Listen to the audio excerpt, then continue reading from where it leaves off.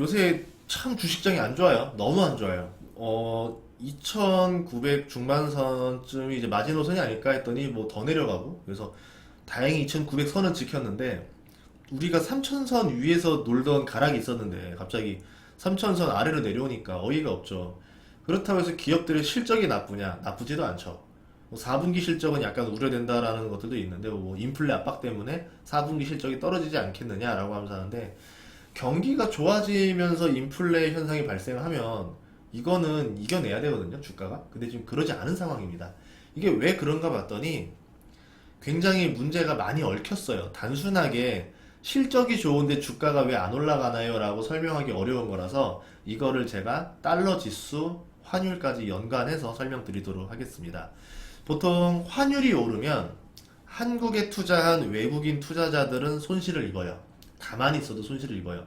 환손실이라고 하죠. 그러면 외국인들은 환율이 오를 때는 먼저 팔고 나가는 게 손실을 줄이게 되는 겁니다. 뭐 주식 투자에서 맨날 손절 얘기하는데, 외국인 입장에서는 환율이 오르면 손절을 해버려야 돼요. 그러면 손절이 손절을 낳아버리니까 악순환이 도는 거죠.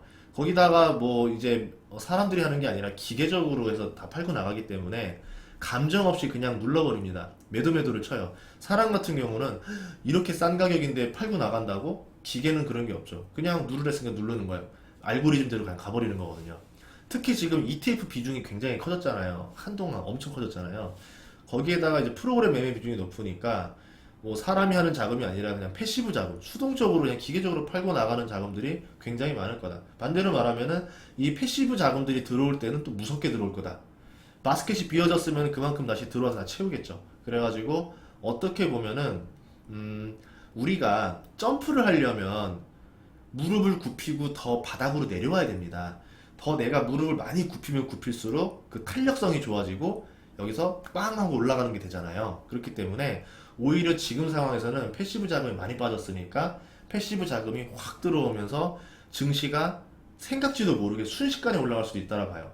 그러면 내가 증시가 올라가는 거 다 지켜보고 나서 타이밍 잡아서 들어갈 거야 라고 했을 때는 그 타이밍을 못 잡을 수도 있다라는 거죠. 그래서 뭐 저의 기준으로 치자면은, 저라면은 그냥 언제 오를지 모르는 거 그냥 기다리는 전략을 쓰는 게 낫지 않겠는가라고 생각을 합니다. 그래서 기업의 팬더멘털 대비 지금 코스피 지수가 지나치게 하락을 했기 때문에, 뭐 선물 매수 전략을 보면 외국인들도 상방을 많이 걸고 있어요. 지수는 상방, 주식은 매도. 해지가 나름대로의 그 본인들이 팔고 나간 거에 대한 해지를 선물로 하고 있다. 지금은 달러 가치가 보다시피 1년 중 최고치를 찍은 상황이에요. 그러니까 환율이 자동적으로 올라버리죠.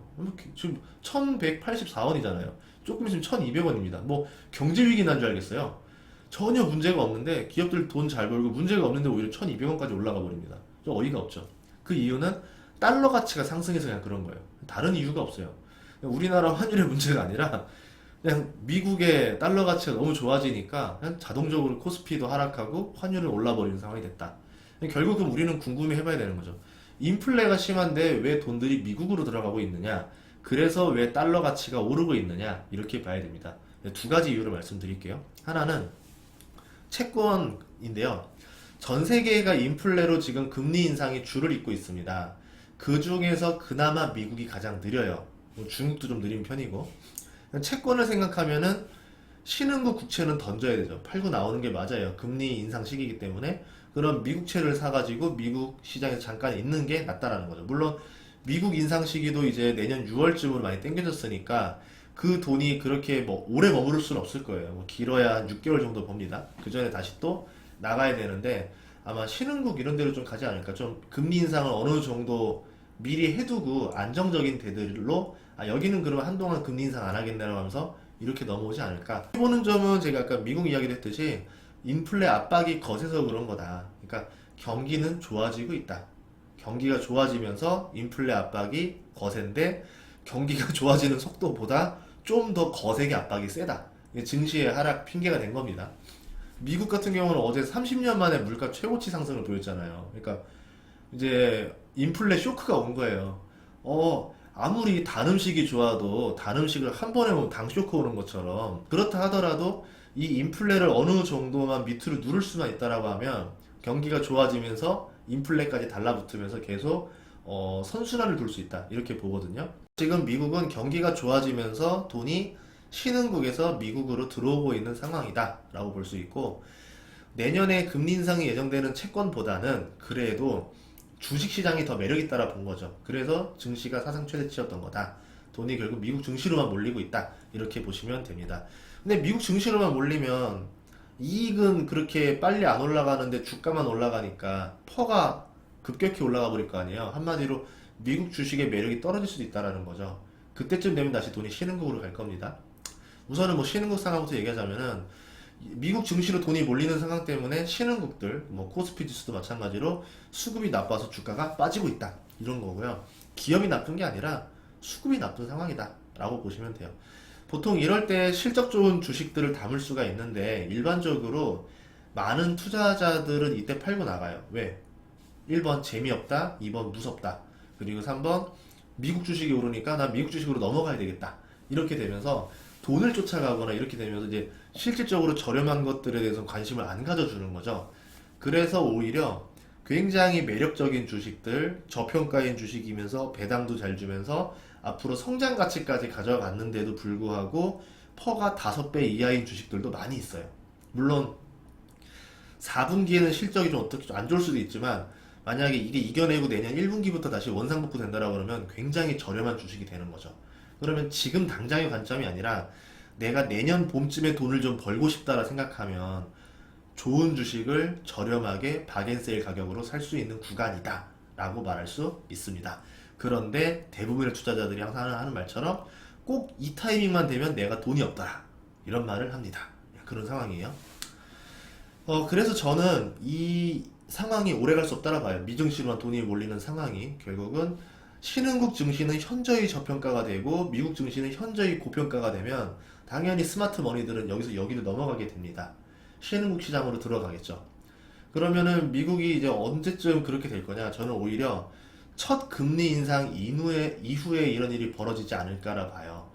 미국도 금리 인상을 하기 시작하면은 채권 시장 전체에서 미국채랑 신흥국 국채 간의 스프레드가 굉장히 좁혀지겠죠. 이제 매력이 좀 떨어진단 말이죠. 그러면은 수익률 높은 신흥국 채권으로 이동을 하게 되고 뭐 그 외에 나머지 돈들도 주식으로도 돈이 많이 갈 것이다 라고 보고 있습니다. 그럼 신흥국 경제가 이제 좋은 상태를 내년 1분기까지 유지를 해준다. 뭐 4분기는 살짝 조금 어려울 수도 있어요. 인플레 때문에. 내년 1분기에는 다시 좋아질 수 있다 라고 하면은 우리가 예상하는 시기보다 돈이 조금 더 빨리 올 수도 있다고 봐요. 저는 한 6개월 정도 보거든요. 6개월 뒤에쯤 돌아올 수 있다고 보는데 이게 제가 예상하는 것보다 생각보다 빨리 올 수도 있다 라고 생각을 해야죠.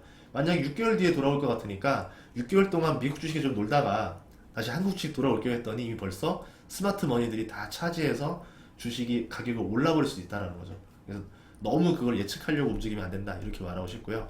두 번째 이유는 신흥국에서 발생할 금융 리스크를 미리 피하려고 돈이 신흥국을 탈출해서 미국으로 피신했다 이런 이론도 있어요. 이럴 경우에는 미국 증시가 오르면 안 되죠. 신흥국에 큰 충격이 오면은 미국 기업이라 좋을 수가 없잖아요.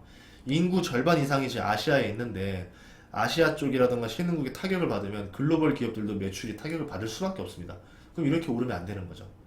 그러니까 이 이론이 맞으려면은 뭐 지금 오르고 있는 달러 지수라든가 금 가격이 지금보다 더 급하게 상승해야 돼요. 채권 시장도 요동쳐야 돼요. 미국 증시도 오르면 안 돼요. 근데 지금 그 시그널들이 다 일치하진 않죠. 그래서 이런 징조라고 해석하기에는 약간의 무리가 있다. 이렇게 말을 하는 겁니다. 결론을 내자면 인플레 압박으로 인해서 강한 금리 인상을 지금 받고 있는 상황이라서 기업들이 제품 가격 인상을 못한 상태에서 원재료 가격이 올라버리니까 4분기 실적이 좀 나쁠 수 있다라는 것 때문에 먼저 선반영이 됐다. 이렇게 보는 거고요. 그 문제는 지금 미국뿐만 아니라 전 세계에서 동시에 일어난 일이다. 그나마 지금 금리 인상을 좀 늦게 하는 중국이라던가 미국으로 돈이 좀 몰리는 걸 보고 있어요. 특히 미국으로 돈이 많이 몰렸고 달러 지수가 급등했다. 인플레 압박으로도 미국 내에 금리 인상 우려가 있기 때문에 채권으로 좀 갈 수 없는 돈들, 좀 애매한 돈들이 증시로 가고 있고 뭐 금으로도 좀 가고 있는 것 같습니다. 그러면 이런 시기는 오래 갈 것이냐? 보통 이렇게 언밸런스한 상황에서는 시기가 오래 갈 수 없다라는 거고 길어야 6개월 정도 보고 있다. 뭐 물론 제가 그 시기까지 예측하면 신이겠죠. 뭐 저만의 생각으로는 그쯤 정도 되지 않을까라고 하는 거고요. 충분히 바뀔 수 있습니다. 미 증시가 오르게 되면은 신흥국 주식은 상대적으로 저렴해지기 때문에 이 돈들이 다시 빠져나와서 신흥국 주식을 살 가능성이 높다라고 결론 짓게요. 그러면 우리는 어떻게 해야 되느냐? 달러 지수를 잘 봐야 돼요. 달러의 가치의 지수. 지금 95까지 거의 올라왔잖아요. 이 굉장히 높은 겁니다. 한때 신흥국 증시 잘 오를 때, 우리가 주식 투자해서 작년에 돈 많이 벌을 때, 그때 달러 지수가 89 정도 됐었어요. 그러면 앞으로 굉장히 많이 하락을 해줘야 되겠죠. 그럼 이제 언제쯤 이 하락 추세를 꺾어지는가 이걸 봐야 됩니다. 그때쯤부터 한국 주식을 추가 매수하기 좋은 시기다라고 보는 거고, 모두가 그걸 지켜보고 있기 때문에 그 타이밍이 굉장히 짧을 수도 있다는 것도 고려하셔야 된다는 거고요. 반대로 미국 주식을 가지고 있다고 하면은 달러 지수가 정점에 이르렀을 때 팔고 환전해서 나오면은 최대 수익을 거둘 수가 있겠죠. 물론 이것도 똑같은 관점으로 그 시기를 맞추는 게 사람의 영역은 아니다. 이거는 본인들이 어쨌든 매도의 기술을 좀 쓰셔야 됩니다. 어쨌든 지금 반대적인 상황으로 코스피가 겨울인데, 겨울 같은 경우에 투자를 어떻게 되냐면요, 원래 겨울에는 먹을 게 부족해요. 그래서 겨울에 살아남는 동물들을 보면은 늑대 같은 진짜 사냥꾼들이 살아남아요. 지금 증시도 보면은 다 오르진 않아요. 뭐 다 떨어지는 것처럼 보이지만 그 와중에도 오르는 애들이 있어요. 신기하게도 뭐 메타버스 게임만 오르지 않냐, NFT만 오르지 않냐, 그 말고도 오르는 애들이 있어요. 예, 그러니까 겨울에서 토끼 사냥하는 느낌처럼 이거를 내가 먹어서 막 큰 돈 벌 수는 없지만 그래도 여기서 돈을 잘 지켜나가면서 야금야금 수익을 조금씩 올리고 있다가 이제 봄이 왔을 때 큰 수익을 낼 수 있는 준비를 해야 된다 이거예요. 어차피 겨울이 지나면 봄은 온다. 지금 추워도 결국 봄옷 사야죠. 이럴 때 봄옷 사러 가야죠. 지금 겨울옷 사러 가면 아울렛 가면 비싸요. 지금 가서 봄옷 사야 돼요. 그러니까 봄을 미리 준비하자 이런 얘기입니다. 겨울, 어쨌든 겨울이니까 겨울에 맞는 투자법으로 잘 견뎌내는 시기를 보내셨으면 좋겠습니다. 다음 시간에도 좋은 정보로 찾아뵐 테니까요. 구독과 좋아요 부탁드리겠습니다.